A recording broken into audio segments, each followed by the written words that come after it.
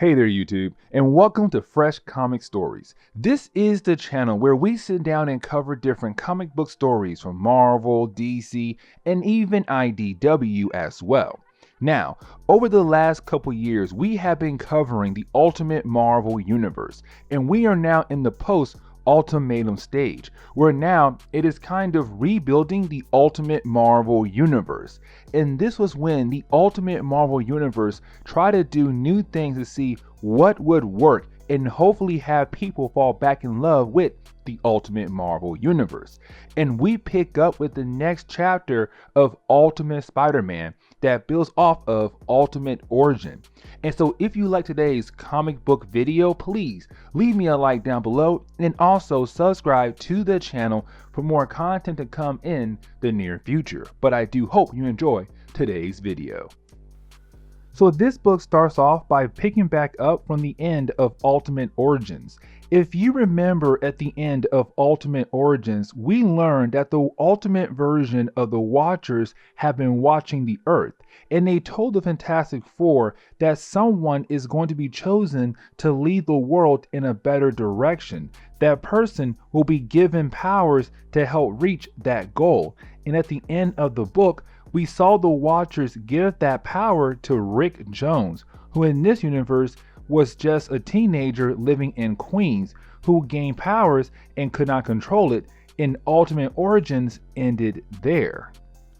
Where we learned that in the present day that the powers given to Rick Jones put him in a coma, and he has been in a coma for months, since Ultimatum took place months before this story. But we see this is the moment he awakes from his coma.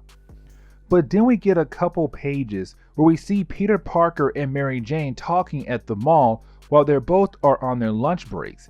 This is Bendis showing us that Peter and Mary Jane are trying to be friends even though Peter is with Gwen Stacy. Now, Mary Jane is bringing up the big fact that Aunt May is letting Johnny Storm and Bobby Drake live with them is a bad idea, because sooner or later someone is going to figure out who they are. But after the story gives us that small section of awkwardness with Peter and Mary Jane, you had the story shift back over to Aunt May, where Aunt May and Gwen Stacy see Rick Jones finally coming home from the hospital because they are neighbors. And Aunt May has been hearing rumors how he was put in the hospital because of drugs. Anyways, Aunt May goes over there to give them food as a way to show support for what they are going through. Except this is where you have Rick Jones' mother tell Aunt May that the rumors that she has been hearing about Rick Jones being on drugs is not true. That she thinks that Rick Jones is a mutant because she saw what happened to him when he gained his powers. And she has been reading a lot about mutants. And she is freaking out that he might die because of his powers or be thrown in jail because being a mutant is illegal now. But this leads into Aunt May going home and calling a family meeting, where of course all of the teenagers come in the kitchen, and she tells Peter, Johnny, and Bobby Drake, about Rick Jones and how he may have powers, and she wants them to go over there and help him get used to his powers. And this leads to a funny moment in the book, where you have Spider-Man, Iceman, and the Human Torch go over there. At first, they observe him from a far distance, wondering how in the world are they going to start a conversation with this kid. But you have Iceman go over there because he thinks that since he was on the X-Men, he knows how to talk to people who just gain new powers. Except when he goes over there, he freaks out Rick Jones and Rick Jones' powers activates. And he starts moving really fast and jumping all over the place. And we also learn that Rick Jones can teleport as well. And the reason why I say that is because Rick Jones teleports Spider-Man and himself all the way over to Michigan. It was an instant warp to that location. It is funny to see because Spider-Man is freaking out. Plus, they crash into a random restaurant and the owner of the place wants to attack both Spider-Man and Rick Jones for ruining his new restaurant. Now, of course, Spider-Man and Rick Jones do teleport back to Queens, New York, Except when they do get back, this leads into Spider-Man, Iceman, and the Human Torch asking Rick Jones where his powers came from, where of course Rick Jones tells them about the Watchers, how the Watchers contacted him and told him how he was chosen to lead the world in the right direction with his newfound powers. Now Human Torch remembers the Watchers because the Watchers only talk to the Fantastic Four, and so he tells Rick Jones that he is the chosen one.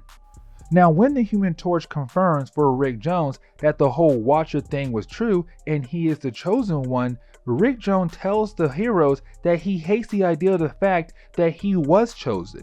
He wants a normal life. He is afraid that with him having powers, his life is completely ruined now. But you have the heroes try their best to explain that he can still have some form of life. It is just going to be hard for him. Now, Rick Jones wants to know where the Human Torch saw the Watcher at, and the Human Torch told him about the base of Project Pegasus. And so Rick Jones wants to go there and see the Watcher for himself. But the Human Torch told him that the Watcher is no longer there, except Rick Jones teleports everyone there anyways. Now, Project Pegasus was this place where S.H.I.E.L.D. put artifacts be held at, a combination of artifacts that S.H.I.E.L.D. and the American government found over the years. Some they were able to figure out what they do, and some they could not figure out what they do, were all placed here in this S.H.I.E.L.D. base. Now, this is where we do get reintroduced to a team of characters we have not seen since Ultimate Power. And we see that the heroes run into the Serpent Squad, a group of women whose powers are based around snake abilities. And we met them in Ultimate Power, and they attacked Project Pegasus before looking for their Serpent Crown artifact. And here they are again doing the same thing all over again. And so you have the heroes fight them, and we see Rick Jones show more examples of what kinds of abilities he has, which are superhuman strength, flight, and energy projection. Now, the goal for this book is to say that Rick Jones is technically this universe Nova. But long story short, the heroes were able to knock out the Serpent Squad. Now, the story ends with Rick Jones being able to teleport everyone back home to Queens, where he decides that he needs to leave home to figure out what he wants to do with his powers. How he wants to know more on how he's going to save the world and lead it into the correct direction, since that is what the Watchers told him would happen since he was chosen. And so the story closes with him leaving and our heroes going back home after their crazy adventure. And this was really a prequel to the Ultimate Doom storyline, which we are going to cover very soon. But guys, this is the end of today's video, and so please leave me a like down below and also subscribe to the channel for more content to come in the near future. Also, any suggestions on books I should read, well, please let me know in the comments below, because you never know, your suggestion could be a future video down the road. But guys, I'm out of here, and I will see you on the next comic book video. Later, guys.